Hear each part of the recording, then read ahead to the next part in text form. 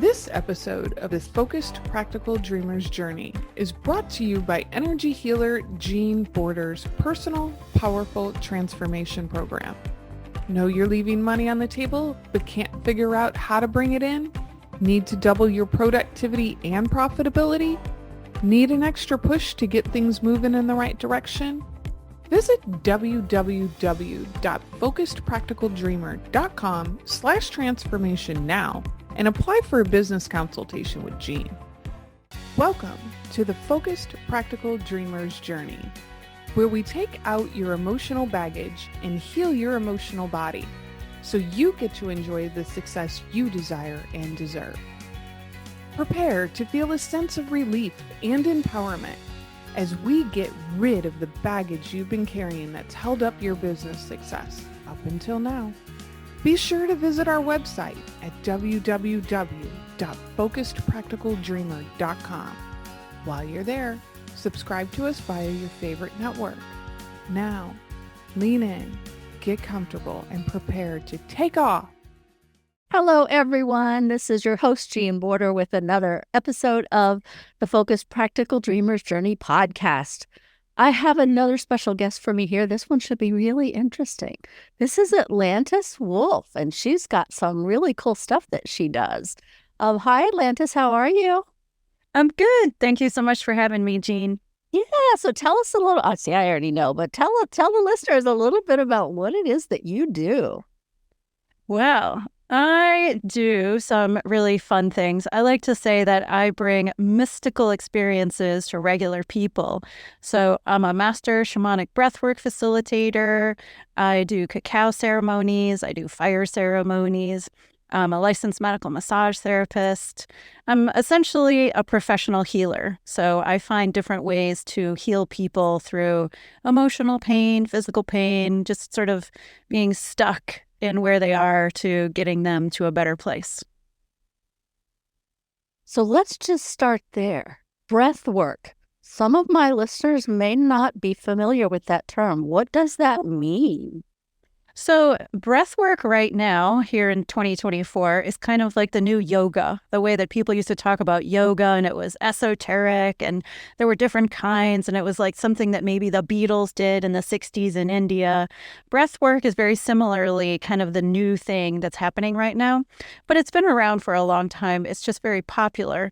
So the breathwork concept was really started by Stanislav Grof, otherwise known as the psychonaut, in the 1960s.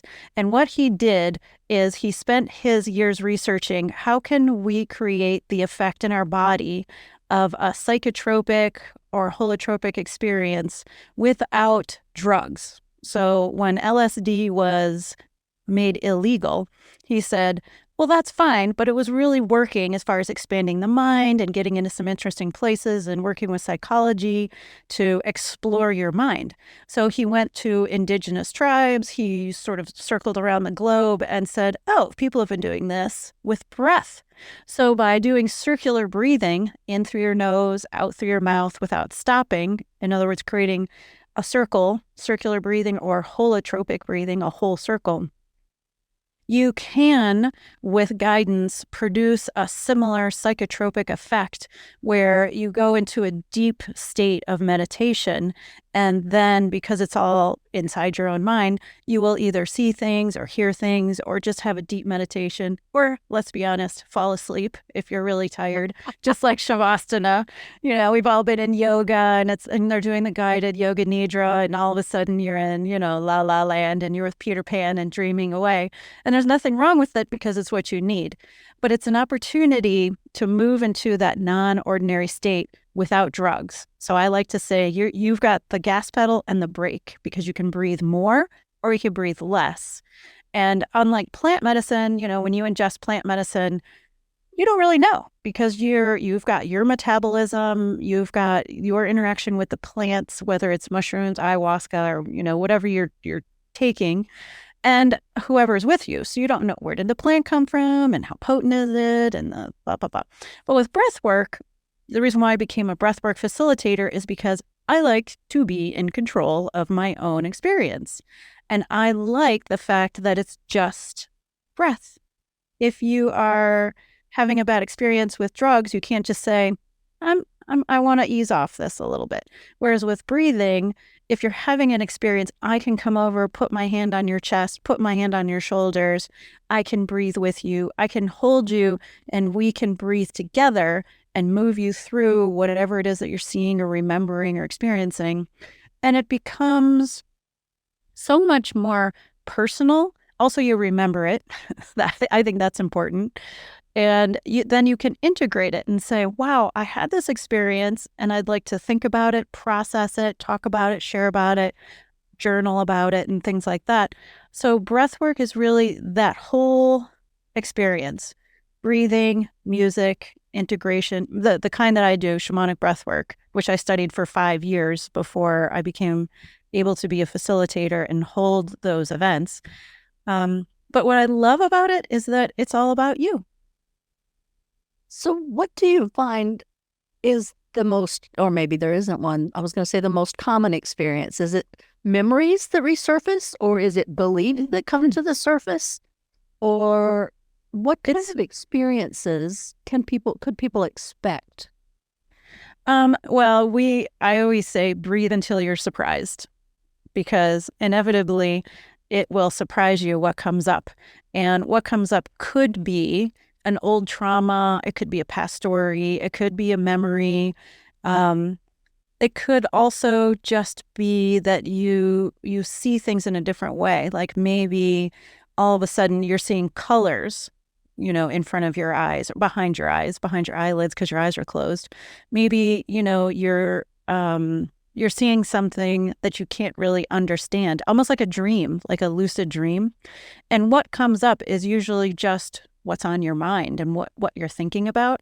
But it can also be something so radically different that you think, where did this come from? You could be walking down a street and have a full realization that you feel like you're in Egypt, and you feel like it's a past lifetime, and you see things very clearly, kind of like a dream.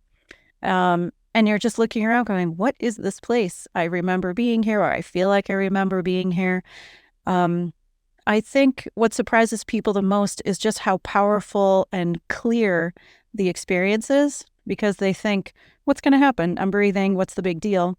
And suddenly they are having an experience that's completely personal, completely their own. And so it's really the surprise, I would say, that's the most common factor.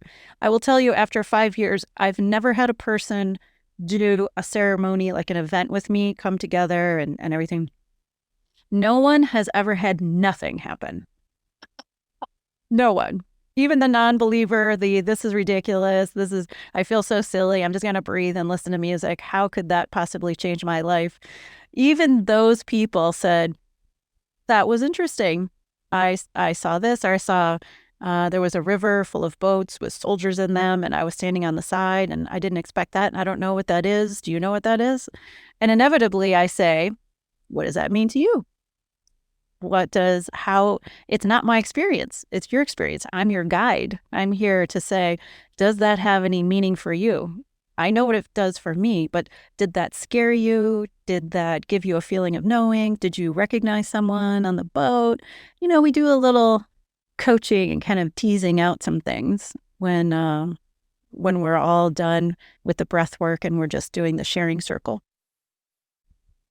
Do you ever have situations where people become frightened of what they experience?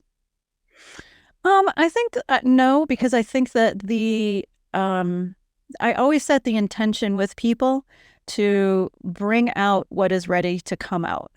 So the part that would be frightening to me, when I hear frightened, it means that their nervous system is overwhelmed. I've never had that happen, but I am very careful, again, trained for 5 years, and, my background is in somatic language, so I'm hypersensitive to feeling how is their body doing with this, but the intention is set to let come up what needs to come up. And so the specific point of the whole event is to look at what you're ready to look at. So frightening would be putting you past that point of what you're not ready to see, which, exactly going back to my point, that's why I am not a plant medicine facilitator because I know people who have seen things they weren't ready to see and that they were pushed into it. The difference between breath work and that plant medicine is that the plant medicine is going to push you there no matter what. You have no choice. You're strapped in for the ride. Whereas with breath work, it may start to alarm you, but it never overwhelms you. It just, you may be nervous about it. You may put your hand up and I may come over and hold your hand and you breathe through it. And I've had people see remarkable things and they have never indicated to me that they were frightened about it. I want to go back to something that you said that I think is very important. When people get into the healing world, I'm a healer, you're a healer. A lot of my listeners are either healers themselves or are familiar with working with healers. Mm-hmm. But one of the things that can happen with what I call young healers and experienced healers is that they fail to set that intention. Mm-hmm. And then the person they're working with can become overwhelmed, or they can begin to release something that isn't ready to be released. And so I think it's critical that younger healers, and it's a good reminder for all of us, Mm-hmm. to set the intention that only what is appropriate to be released right now. And that comes from the emotional maturity of the healer, because the difference between I'm going to heal you is a different vibration and intention than I'm going to create a space where you can heal yourself. So I'm very careful to set that intention. And I think you're absolutely right. The less experienced or less mature healers are, I've got the answer, I've got the key, breath work is the only thing you need, and you're going to breathe, breathe, breathe. I don't let anybody breathe that I haven't interviewed. I don't let anybody do breath work that I haven't had some kind of consultation with. You can't just show up and say, I have this horrible trauma and I want to breathe through it right now. No, we're going to do 3 coaching sessions around it first to see, do you have a supportive environment? Are you in a healthy place right now? Are you in a safe place right now? How much have you really processed this? How long ago was it? Have you done some journaling about it? Have you just done some normal scream therapy for it? Like, have you worked into it? I get people that have had heavy duty trauma and problems. I've had people come and say, I can't sleep for more than 20 minutes a night. I think you can help me. Wonderful. That means that God thinks I'm the right person for you, which means I must be, because I don't advertise. But at the same time, I'm very careful to hold a space for healing, so that I believe the reason why people have big releases around me is because I can hold them in that space. They can let go. I know how to hold a body. I know how to hold a person. And it's never about me. It's just about, where are you ready to go at this moment? One of the things, again, and I don't know why I keep mentioning younger healers, but that's what's coming in, so that's what I'm going to mention. Yeah. So many younger healers, in some modalities, there's something called a heart wall. Right. Mm-hmm. So many young healers want to make a practice out of just releasing people's heart wall so they can have a better life, without understanding that walls are created for a reason, and safety is the subconscious overriding drive to keep you safe, to keep you alive. Mm-hmm. And that wall was probably created because of some trauma or some events that made it not safe for the heart to connect to just everybody that they run into. Right. And so safety becomes the person's safety. What is safe for them to experience Mm-hmm. in your ceremonies or in anybody's practice must be a thought process or an intention that is set. What is safe for this person? How does my space going to maintain safety for this client, Mm-hmm. or whatever? Yeah, and I do emotion code work. I'm an emotion code practitioner, and I studied that for 2 years as well. And that's one of the things, because they do have that concept of a heart wall. And part of that practice is asking, can this be released right now? So you identify it, and then you ask the question, can this be safely released right now?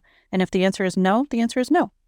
Just like if you get a message, if you're a person who sees spirits and you get a message about the person you're working on, you don't just blurt it out. You ask. Always ask, do you want me to tell them the message? I'm getting a message or an intuitive whatever, thought, word, something. You don't just shout it out because it may be harmful to them and may be scary to them. They may be scared of you because, what do you mean? What are you talking about? I don't understand. It's always about the other person. It's not about you. So if you're that person saying, I'm going to rip off your heart wall, don't send that person out into traffic and out driving a car because you forgot to ask the most important person. The most important question is, are they ready for it? Is this in their highest and best interest? Not, can I do it? It's not a party trick. And sometimes I'm very big on utilizing and growing your intuition. Sometimes the information may be given to you so that you can direct what's going to occur over time, but it's not the right time for the client or the person in the experience to become consciously aware that that's where you're headed. Mm-hmm. Yeah, absolutely. I've seen things that I will never tell my clients because I've seen what caused them not to sleep at night. I know what the trauma was. I've seen it clearly many, many times, and I'll never tell them because you can re-traumatize people. Yes. And the imagination and reality can feel the same to the brain and to the body. Mm-hmm. And so even if you allude to it, they can imagine all these terrible things and recreate trauma within their body.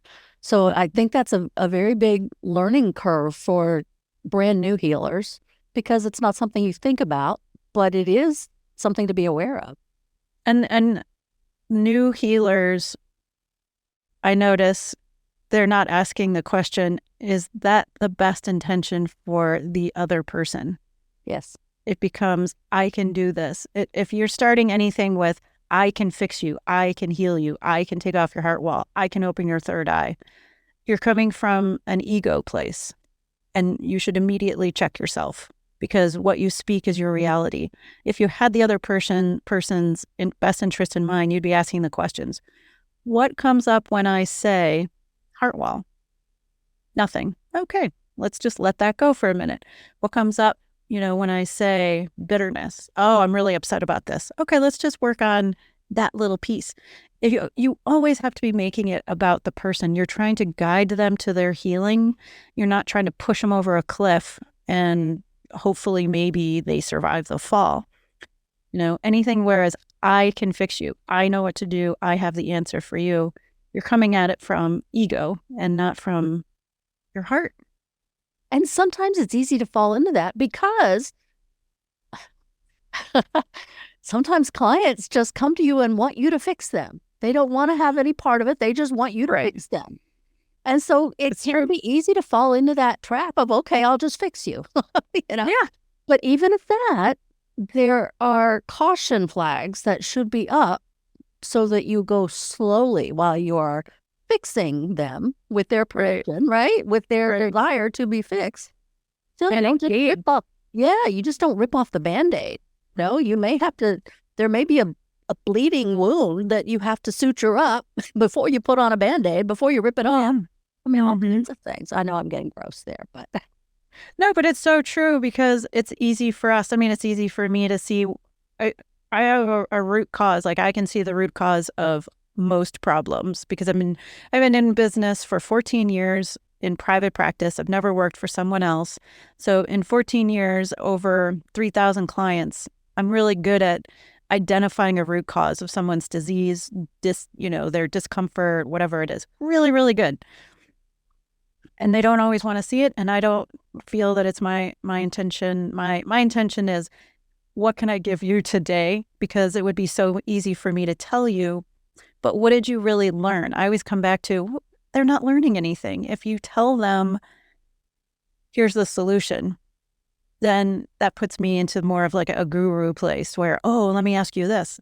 Whereas I would rather teach you muscle testing. I'd rather teach you to investigate your own pain. Why does your pain come and go? I ask people that all the time. Does that feel like that all the time? No, not all the time. Did you ever get curious about that? You ever wonder why it's only in pain when you are going over to your in-laws' house or when you're eating fried food or, curiosity is a wonderful place to start healing. Or a certain time of the year. And then Totally. when you work with someone and find out a very traumatic event had happened during that time of the year and the body is prepping up for that to happen again or for the memory of that to surface and damage you again. Mm-hmm. Very That's right. interesting work. It is. It's always different because every person is different. They have different traumas. They have different things that they're okay with talking about. They have stories they don't ever want to talk about. They just want you to fix them without getting through the story. It's like, can you just take away the pain? Mm-hmm. I mean, yes, I can do that, but it's not going to really help you in 2 days from now when the pain comes back. I don't know why I got off on the tangent of giving information to younger, less experienced healers, but it seemed to be important. But now let's get back to what you do. Sure. So let's go to storytelling. Oh, yeah.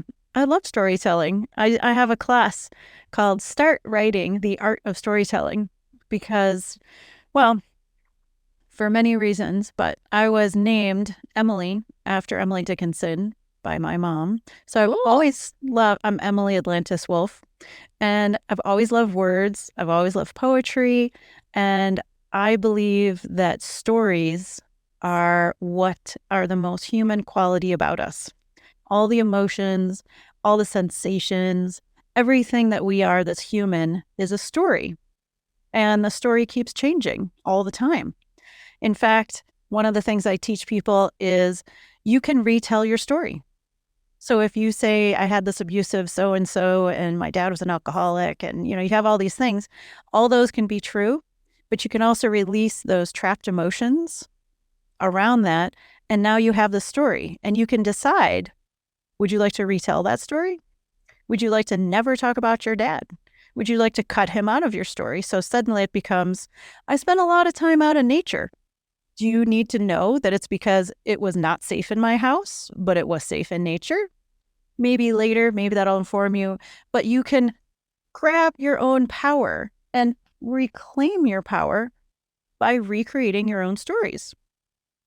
Now you get to say, I used to talk to the birds. I used to try and whistle like the robins, which is true. I used to walk, and identify all the trees. I love the smell of pine needles, which is also true. I could listen to water for hours and hours. That informs you about who I am without necessarily saying it was the trauma that sent me out into the woods. That was what got me out the door, but it wasn't the world that opened up. And so because of it, and I was told to be an engineer because there's engineers in the family, but I wanted to be an English major. And I was told, English majors don't make money. You have to be an engineer. So I did both. And I dual majored in civil engineering and English and minored in environmental engineering. And then went on to always be writing and always be journaling and always be listening for stories. I love to hear how people meet. One of the most fascinating story prompts is just pick 2 people in your life. How did they meet? It's astonishing what had to happen for good friends or husbands and wives or anybody to meet. Absolutely some of the best stories out there. So I was always writing, and I came across a writing class and took the class. The lady was doing book projects. So you get 25 people together, they all write one chapter, and then you publish it as a book.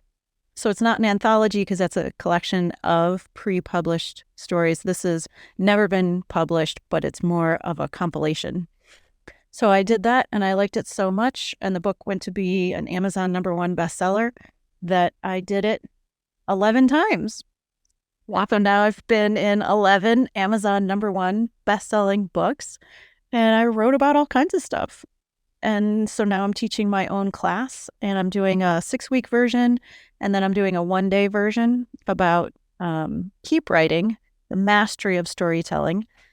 And everybody tells good stories. It's just a matter of getting emotion in there, active words, and talking about your own personal experience. That's what makes storytelling great.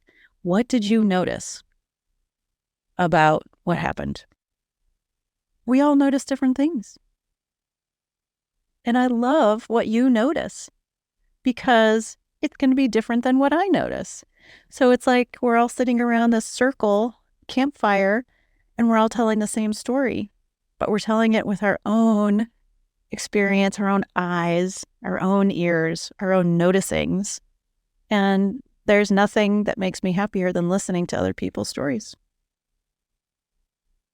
Point of view is what I call that, right? You have your point of view, I have mine. We go through the same experience, but we experience it differently. Yeah. Like it's different emotions in us.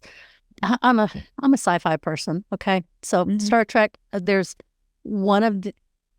are several episodes, but one of them comes to mind that they tell the same story from different people's points of view, and they're all so different. They have a few things in common, but the rest of the story is just like, well, this person got upset and this person didn't get upset in their view, Right. So it was just those kind of stories to me when I watched them on TV. Interesting, because it shows just how people don't notice everything that goes on, but they notice what stands out to them, and then they build a story around what attracted them. And you can also notice the way people tell a story will tell you everything about them. Explain that. So if you get somebody who's telling you a story that said, this is how this person ruined my life, ruined my day, my boss took advantage of me, this person stole my idea. If every story they tell you is negative, you know that they don't feel good about themselves. If they are talking about other people, they are more likely to be in the healing profession because they're always thinking about other people, and they're sensitive to other people's emotions. If everything starts with, well, me, my, I, if everything is like that, they're more likely to be a narcissist and have no sensitivity to the people around them, which is also fascinating. But what you speak is your reality. So listening to people, how do you feel today? I think this, I think that. There's my red flag. They're in their head and they're not in their body. It's going to be a tougher session. Yep. But yeah, I just love listening. You also do retreats, right? For writers? I do. I do women retreats. I do co-ed retreats and writers retreats. So my writers retreat, the next one is coming up, is for the Brave Healer Productions. So that's the publishing company that I did the 11 books with. And that's going to be in May, mid-May, in Ellensville, New York, sort of in the Catskills. I have a women's retreat in September, about an hour west of London in England. And that's going to be on a 1,000-year-old Quaker village that was turned into a retreat center. I'll be doing that with my friend Caroline Mitchell. There's still 5 spots available for that. So there might be for your listeners. And we'll be doing that every year. Caroline and I are going to do a retreat in England, Sedona, and then Oaxaca, Mexico. We're just going to go skip those around once a year. Wow. And then I'm going to do a co-ed one in Mount Shasta in the middle of October. And that's going to be going to Pluto's Cave, going to the volcanic lake, going to the Pan Meadows around Shasta, things like that. Also doing a mini retreat down in St. Thomas in April. I'll be doing that every year. So that's at the Nirvana Healing Temple. Imagine an 8-foot statue of Kuan Yin with a 10-foot golden dragon around her. It's at the only Buddhist temple in the Caribbean. Wow. And retreats that's my thing because I like getting my hands on people to do breath work and to do coaching. And, maybe you're like me, but after COVID, all I wanted to do is be in circle with people and feeling their energy and listening to them in person. So I love Zoom. I love being able to connect with people. But right now, my heart really is moving my massage therapy practice into in-person events, mini events, weekend events, and then week-long retreats. Nice. Yeah, I was lucky that my business was all online when all the world shut down, so my business really wasn't impacted by that. Not too long after my dad passed away, and that impacted me. So I had to just shut everything off for a while just to support me because I didn't have anything left to give to my clients. So, we do what we have to do. And we sometimes have to take care of ourselves, which is where the retreats come in. If you're in a retreat, you are focused on you, what you need, not what the rest of the world needs, because you need to recharge. And it's a unique experience because you've removed yourself from your daily routine, your daily food, your bed, your people, all the things that you may be aware of and maybe not aware of. So plucking yourself out inevitably gives you that new point of view, what you were talking about before, when you come back. Because you may come back and say, oh my goodness, why do I always say I live in a small house? My house is perfectly sized for me. Or why did I always think that, this wasn't quite right? This is fantastic. But sometimes you need to be removed from a situation to gain that higher perspective of it when you come back. Again, off topic, but it came to my head. How do you choose the places to have retreats? I don't. They just come up because we were, let's see. So the Nirvana Healing Temple in St. Thomas, I'm friends with the owner. I've been friends with her for 20 years. And it just occurred to me, I should probably do something there because it's available. My friend in England, I went to England there, and we just said we should do a retreat. So we just said we want a place where everybody has their own bedroom, where all the meals are included, and where it's completely surrounded by forest. And so we found a place like that, and here we go. The Mount Shasta retreat was, my friend purchased a property up there. So she has a retreat house that she purchased on 3 acres or 5 acres. And she said, I really want you to come up here and do retreats. And I said, okay. Oh, and then Sedona, I've been to Sedona a whole bunch of times, and my friend in UK wanted to go there. So I'm like, oh yeah, no problem. And then in Oaxaca, the same thing. There's a house down there, Casa Bugambilias, which is a retreat house attached to a restaurant, amazingly. And they already have like a tour company with them. So it's easy to say, I want to go to Meatland. I want to go shopping one day. I want to go here one day. We'll be here for 5 days, and they take care of everything. And they're an exceptional family. So I had gone there once, and that was it. It was just, I found my people. Nice. And sometimes things just seem to appear out of nowhere. They do. Absolutely. Yeah. I think that's probably the best indicator that things are supposed to happen that way, because it's easy. If you feel yourself always going uphill, upriver, upstream, if you're just pushing against life, maybe try turning around. Yeah. Easy is a good sign. If things are easy, that's a good sign. Things are probably meant to be easy. Okay, I'm going to jump topics Sure. again. You mentioned shamanism, and some of our listeners may not know what you mean by that. Oh, sure. I'm an ordained shamanic minister. I carry the lineage of the Seneca Wolf clan through grandmother Twyla.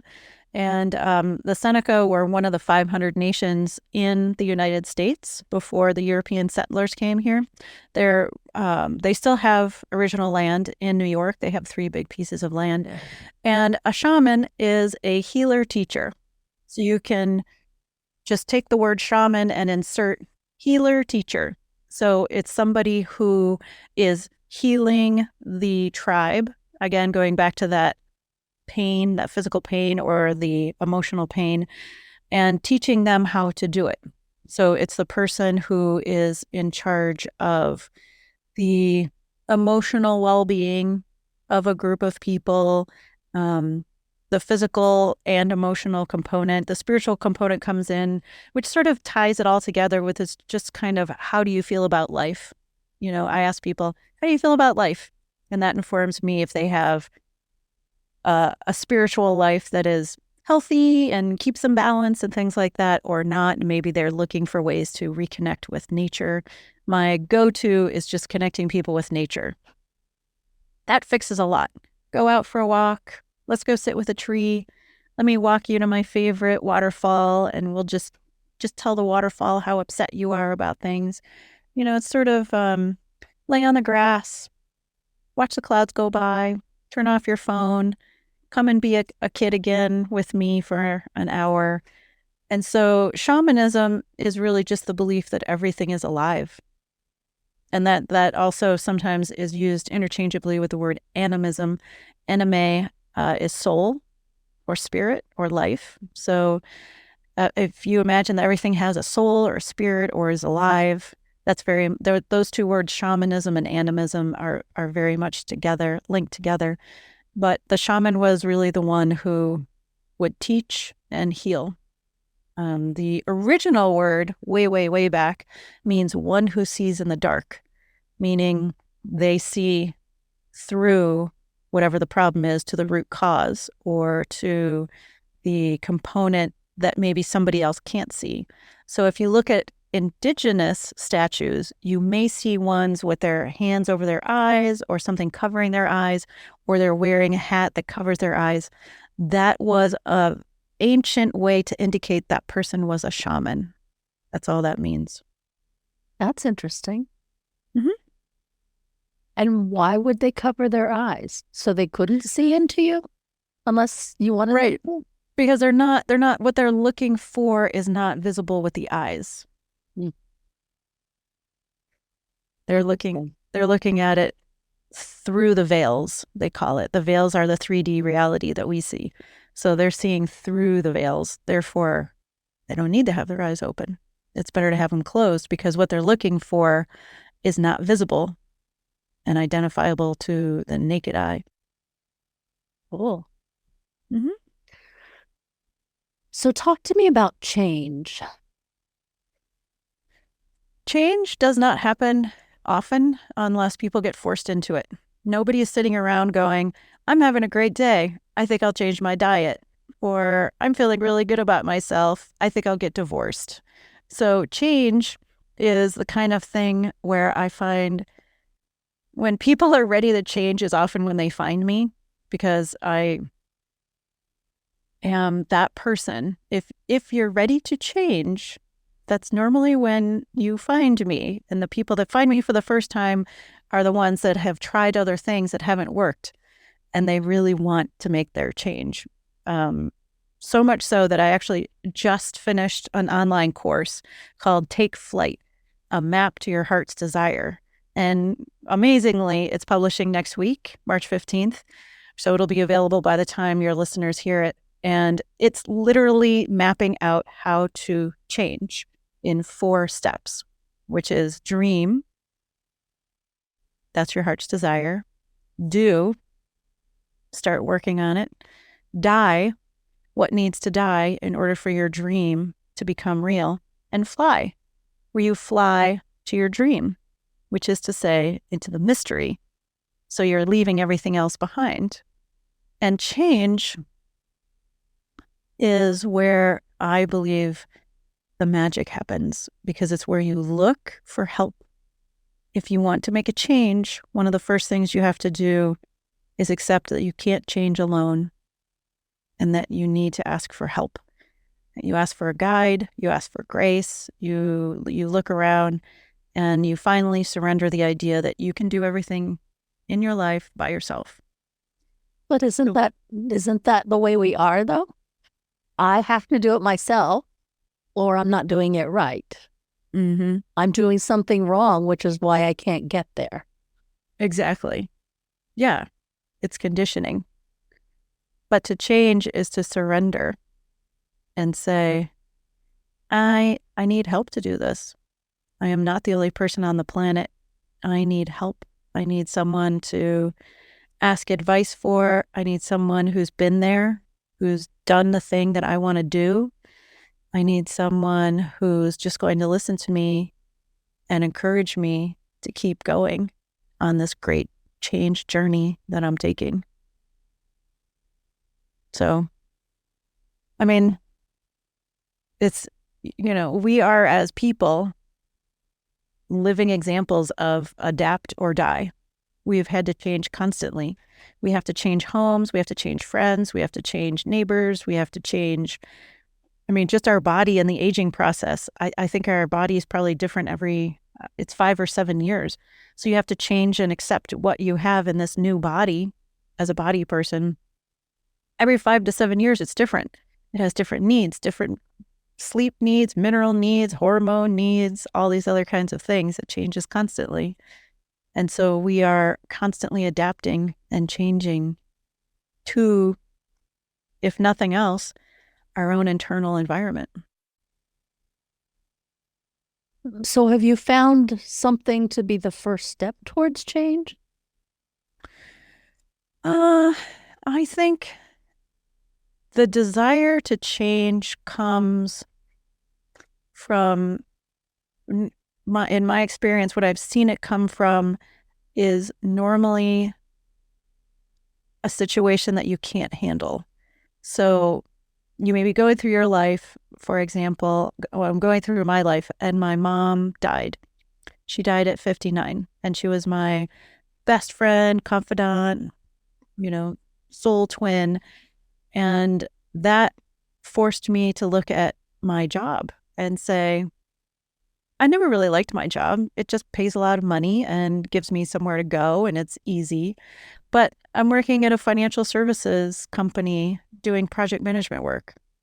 It never felt like it was filling my soul with joy. I'm in a beige cube with beige walls, beige carpeting, beige people. It's certainly not filling me up. And so I changed. She died and I quit.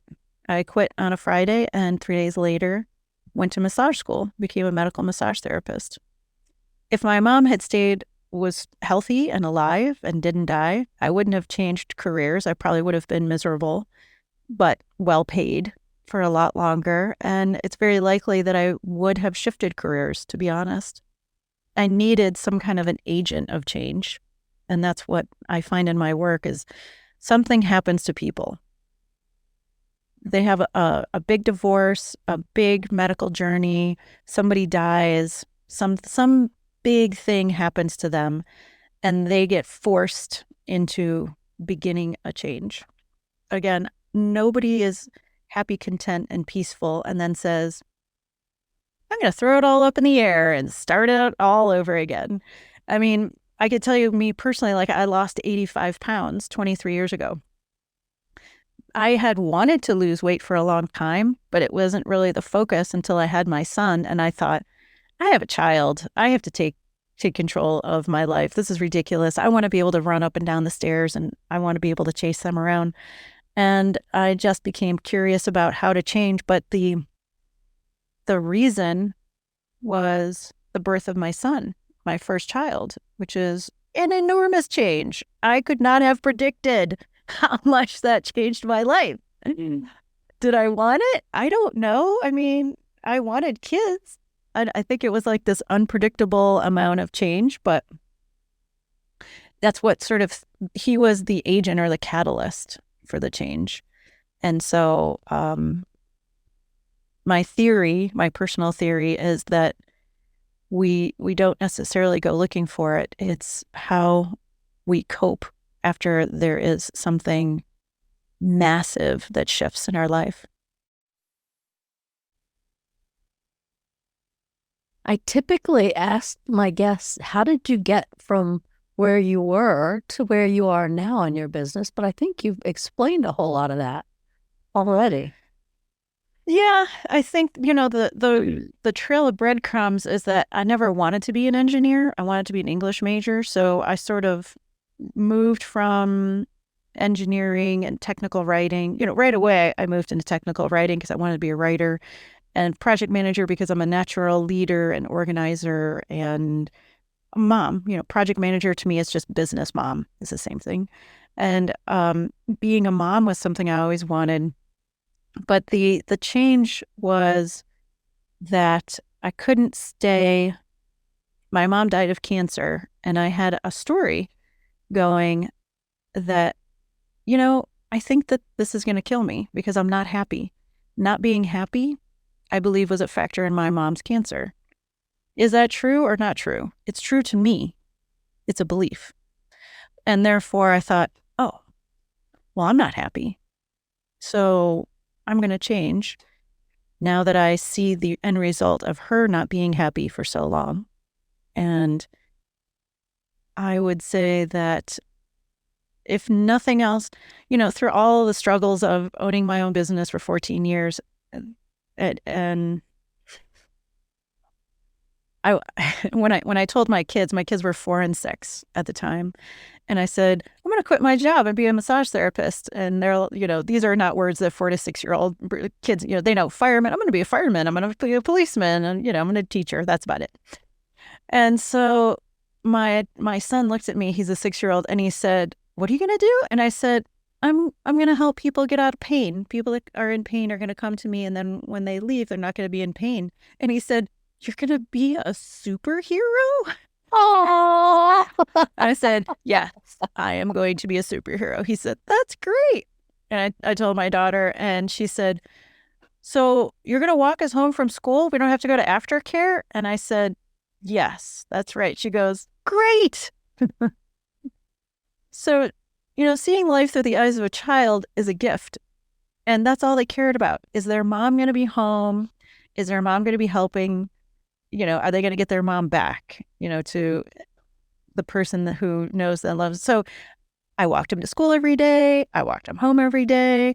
I was at all the parent-teacher stuff. I couldn't give him $100 for the Scholastic Book Fair like I could before when I had a lucrative job, and they couldn't care less. They will never remember that. But what they do know is that even now, when we want to, my daughter's coming in from college, and because she's coming in on Wednesday, I just don't work. I don't need to ask my boss if I can work or not work. I knew she was off for spring break last August. I cleared all the time in my schedule for her breaks. We're going to go to Buffalo. I'm going to take the other kids with me. We call it the clown car when we all get together in the same car because we're all ridiculously improv based, funny folks. So we're going to take the clown car. We're going to go to Buffalo. We're going to go to some really great 5 and dime stores. We're going to go to our favorite bakery and our favorite salad shop and our favorite thrift stores. And I can do that without asking anybody. And that freedom makes me happy. And I live in a house. I have a car. I have stuff. But all of that is all secondary to that the business fueled my freedom and my happiness. And the job I had before was a false sense of safety. The thing I tell people when they're thinking about getting out or becoming entrepreneurs is that you think you're safe because you're in a job with other people, but layoffs happen, COVID happened, recessions happen. Build your business around happiness. What is your greatest joy? What could you do all day long and not get paid for it? That's a great place to start.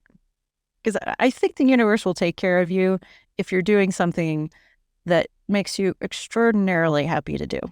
Personal belief, but 14 years, medical massage therapist. I never worked for anybody. I never advertised, word of mouth only. And I don't know anyone else who's a massage therapist who raised 2 kids, and then I adopted 2 kids on their own and lives in a house, except me. cool. Yeah. So we're getting close to the end of our time together. Mhm.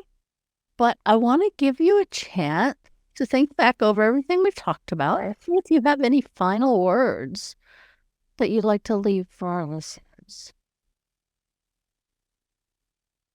If I could say one thing to everybody that's listening, it would be that you are the most powerful person in your life, that you are the only person who can change your life, and that there is no limit to how well you can live your own personal life. And if you have any doubts about how incredible your life could be, I would be a great person to tell stories about, because if you ever need inspiration, I can give you lots of ways that I've made things happen for $100 and found ways to take vacations with my kids for very little money and to invent ways to make money when I needed it. And that you can use fun and curiosity as your signals on the horizon to live an extraordinary life. Cool. So, I have to clear my throat here. I wanted to make sure everybody knew your website is just your name, correct? Yep, atlantiswolf.com. And you can go to atlantiswolf.com for my events page, retreats, my Instagram, my podcasts are all up there. All of my books and book links are up there. My classes, everything that's new. Sign up for my email list. If you sign up for my email list, I send you a video about releasing one limiting belief using a fire. So literally, it's all there. Come on over, atlantiswolf.com. Got all the info. And if you forget, just go to the show notes below and click on the link. Thank you straight forward. I want to thank you for being such a fun guest. I know I started off topic, but that's what seemed to be necessary for whatever reason. And I trust my intuition, and wherever it takes me is wherever I go. So thank you for bearing with me on that. Thank you so much, Jean. I'm always happy to see you. I'm always happy to be in your company. It's wonderful to be able to talk to another gal from Ohio. Yeah. We're only across the state from each other. And anytime. I love hanging out with you. Cool. Same here. And to my listeners, thanks for tuning in once again. This is your host, Jean Border, with the Focused Practical Dreamer's Journey podcast. Until next time. Thank you for tuning in to the Focused Practical Dreamer's Journey, where we take out your emotional baggage and heal your emotional body so you get to enjoy the success you desire and deserve. Remember to visit our website at www.focusedpracticaldreamer.com and enjoy even more great episodes like this one. Again, while you're here, subscribe to us via your favorite network. We look forward to seeing you next time on the Focused Practical Dreamer's Journey.